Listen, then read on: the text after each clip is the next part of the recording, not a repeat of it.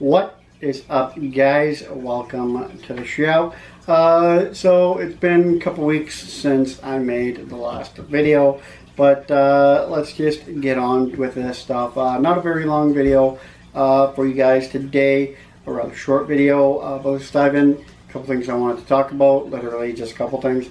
Tony Khan came out and has announced that basically what you've seen at Fyre Fest, the production, the style of the production, the style of video, all that stuff is exactly what you're going to see on October 2nd on TNT when AEW makes their television debut. That's the type of production that you're going to see live on television, is what we've seen at Fyre Fest, which is pretty much what I've been saying this whole time, that AEW is simply going to be just the next Impact, just the Impact 2.0.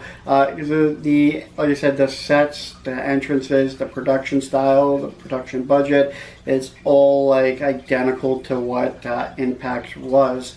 The entrances are exact. The ramp style, everything is like exact. The production style is identical. The entrances are really not exciting. The guys try to make it exciting. It's really not.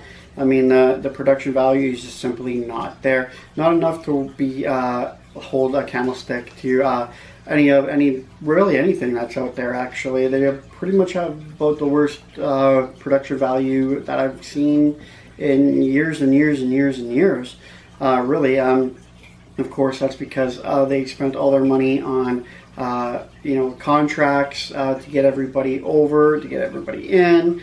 Spent money on everybody's giant salaries for the backstage guys and behind the scene guys, and of course their training centers, and they just basically overspent everywhere else, and then they're suffering on their production value, which we've seen, of course, in WCW and in ECW. Both, even like I said, even in Impact, both had great backings. All three companies. Well, two companies out of three had really good backings, and they just suffered because they overpaid on,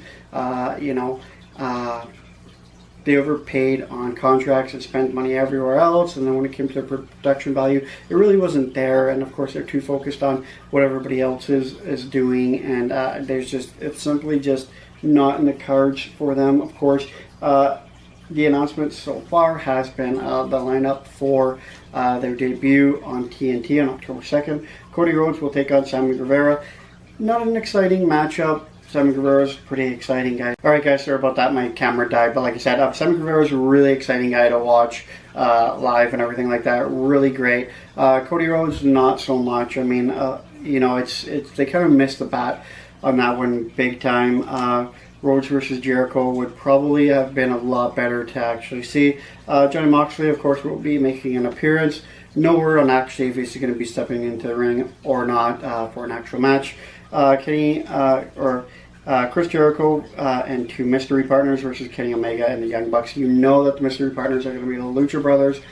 They're going to be teaming up, of course, with Chris Jericho. You know that because of the simple fact that the Young Bucks and Lucha Brothers have been feuding for the better part of a year already. If they do have this matchup, this will be about their fifth or sixth time facing each other in the ring. Like I said, that matchup, not exciting at all because we've seen it a million times already.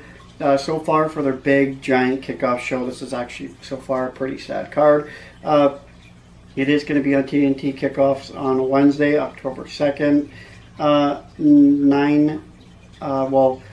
beginning at about noon Eastern, 9 Pacific.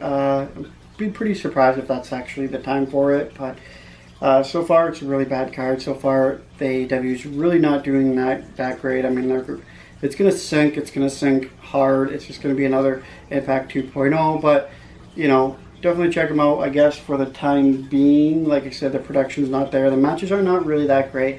I know they said all exciting matches and stuff, but so far the matches are that of something that you would see on a lowercase indie scene. Nothing really exciting at all. Nothing to really, really get into. I just kind of feel like every match I've ever seen of them, it's just been really,